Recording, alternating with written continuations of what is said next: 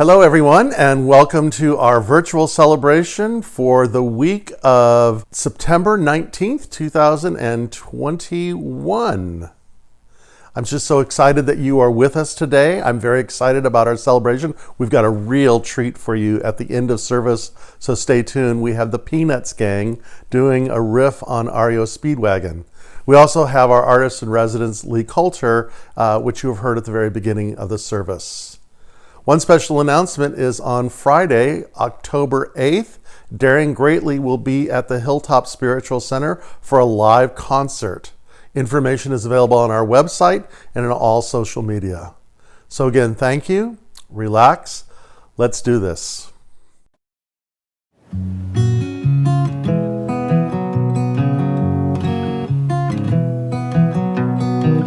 Driving in a car or in a cinema, you're probably gonna hear a song today. You're singing like a star to the soap bar, and nothing can go wrong today. Cause there's a remedy in every melody to all the trouble we have to face. It's like a best friend from the high end to the bass. So let the music play to liven up another day. Don't wanna hear what the world's gotta say. Let the music play my sorry worries away, away, away, away, away. Everywhere you go, you take a stereo. You never know when you'll need it there. Cause it reminds you of the times you didn't really need to care. But now we're living in the rhythm, and this prison's hard to break. You got the music so you can use it to escape. Just let the music play to liven up another day. Don't wanna hear what the world's gotta say. Let the music play my sorry worries away, away, away, away, away. Well, I'm gonna spend the rest of my life moving to the beat. Come on, nothing in the world can hold me down or keep me in my seat. Come on, I'm gonna spend the rest of my life moving to the beat. Come on, nothing in the world can hold me down or keep me in my seat. I like my rock and roll and my new soul, a sweet symphony for me. A little country jazz or something funky as anything just sets me free. I listen to those clever musos, cause no one ever knows like they do. And when I'm home alone, I try to make a song, cause I wanna know it too. I let the music play to liven up another day. Don't wanna hear what the world's gotta say. Let the music play my sorry worries away, away, away, away. I let the music play. I let the music play. I let the music play my sorry worries away, away, away, away, away, away, away, away, fade away, away, away, away, fade away.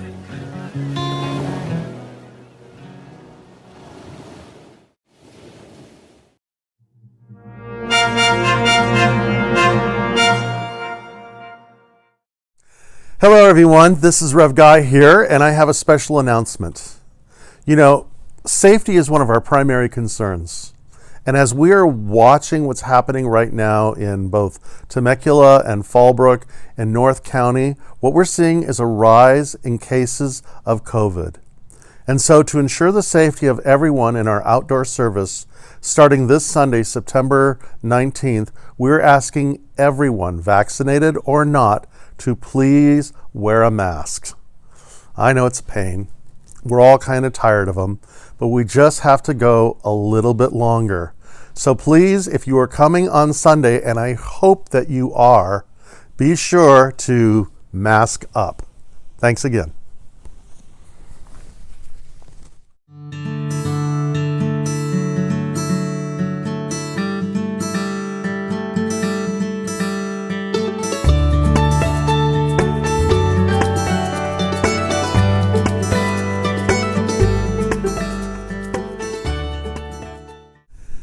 So here we are in the very beginning of autumn, which we're sort of looking at as the beginning of the year.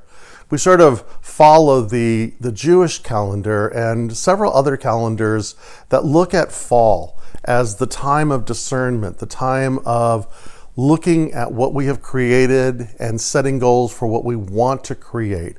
If you think about it from an agricultural culture, this seems to be the time to begin things. So we're beginning our yearly theme, which is what we're calling Chop Wood, Carry Water, which is a Zen statement that talks about finding spiritual fulfillment in all of our day's activities. And so we've started this early in September, and so my question to you then is, are you reflecting on this? Are you seeing the divine in everyone and everything? Are you finding spiritual nourishment or amazement or surprise or wonder in the everyday things that we do? You know, one of my favorite things to do is to read. I make no secret of that. And I just joined a reading group on Dante Alighieri. This last week, on September 14th, was the 700th anniversary of his transition. And so there's this reading group called 100 Days of Dante.com. That's an online reading group, and I've kind of gotten into it. And so you may be asking yourself this question. So how does finding spiritual fulfillment in everyday things have anything to do with Dante Alighieri? Well, I'm going to offer you two thoughts.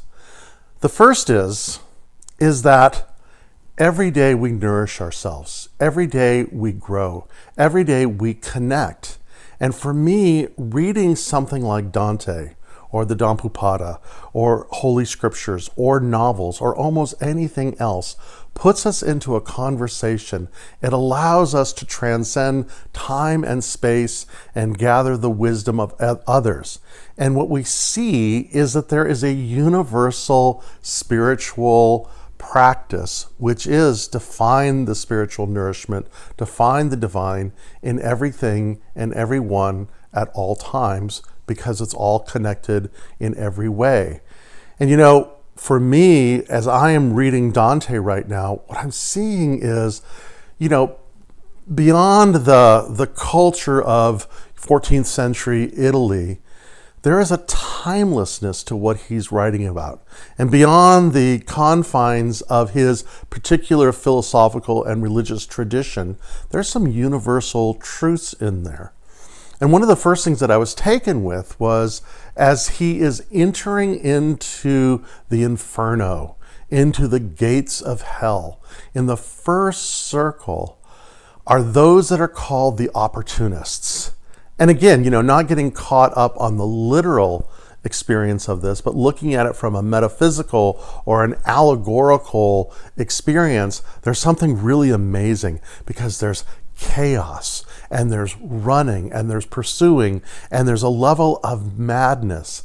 And this particular circle belongs to what he writes as the opportunists. And the opportunists are those who take no stand. They are neither for something nor against something. So they withdraw their own sense of being, their own sense of identity when they were living to simply take advantage of what was there. What they lacked was courage. Because I think to live in the present moment takes courage, and a specific kind of courage. The courage that's known as this: courageous change. Think about that for a second. Courageous change. Are there areas in your life that you have made that? Well, of course there are, because certain things have happened to all of us where we realize we need to change something. We need to do something different. And to do that, to push against the inertia of just simply what is, takes tremendous courage. But you know, even in these times now, in what Dante would call these times of moral crises, it demands on all of us that we live and act courageously. So my question then for you is this: is how are you now embodying this experience of courageous change? So there's a fundamental Buddhist quote. In fact, it is said that this quote from the Buddha predates even the Four Noble Truths. It is the absolute essence of Buddhism. And so what the Buddha taught is this: when this is, that is. This arising, that arises. When this is not, that is not. This ceasing, that ceases.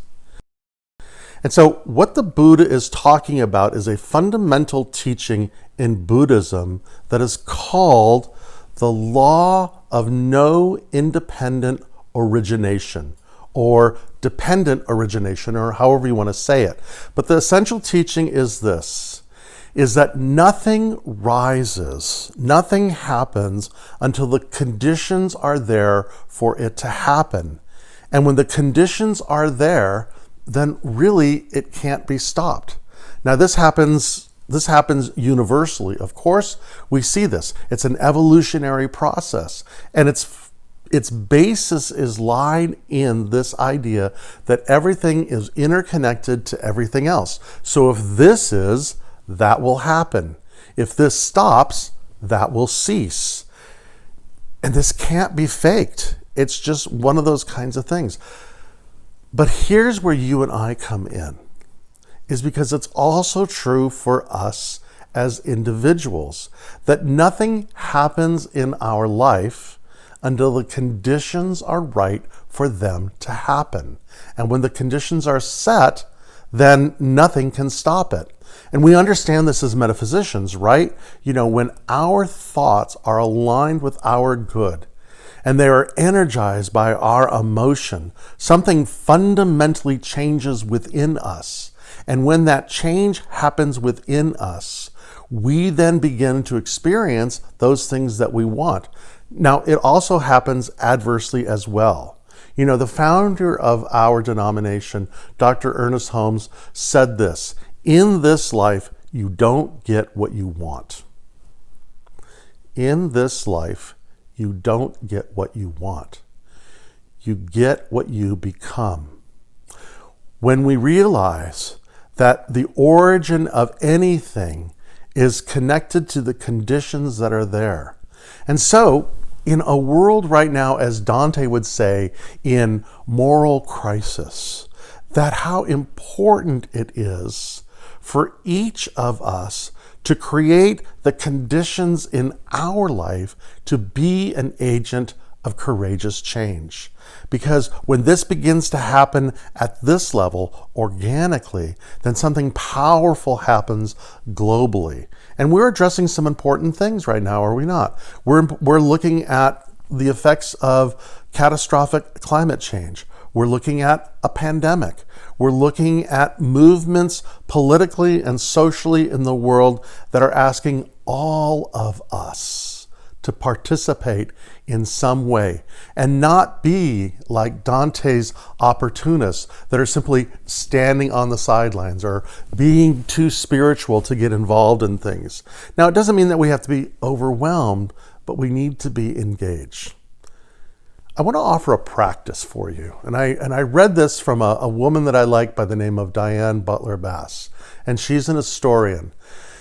But she gives this exercise. And this is it. You know, we've been talking about how we're creating the structure in our lives for the next 20 years.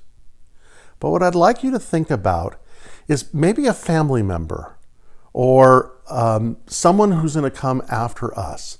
But what will somebody in 20 years say about the changes that you have made today?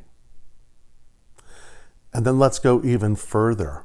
What I'd like you to do is to write a thank you letter to yourself from the future, thanking you for making a fundamental change in your life that began to shift and change the conditions that gave way to the conditions that we are all desiring and longing for in a world that is just, equitable, and sustainable for all life.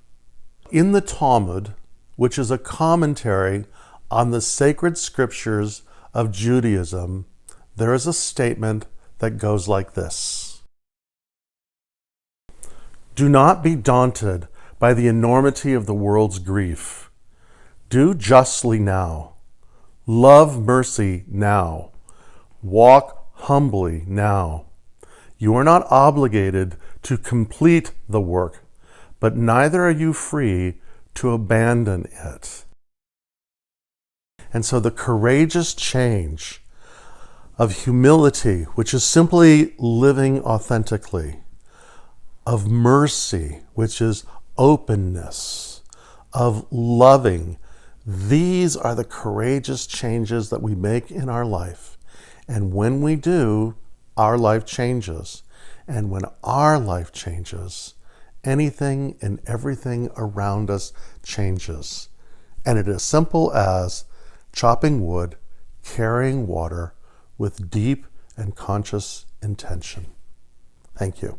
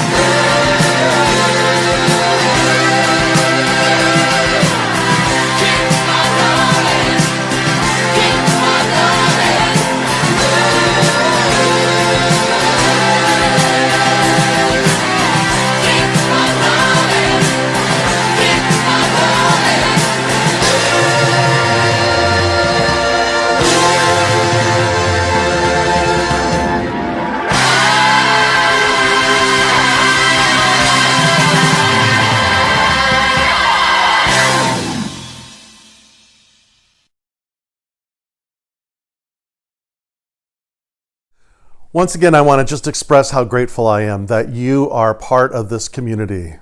You know, one of the lines that was so prevalent last year was, "We are all in this together." And in reality, we are. Your support, your willingness to share, to subscribe, to get the word out, and your continual and generous support financially allows us to continue to produce this program and so much more. A good portion of our income goes back into our communities in ways that we can support it, as well as this. So again, thank you. And from all of us here at Hilltop Spiritual Center, to those whom you love and those whom you receive love from, we wish you many, many, many blessings.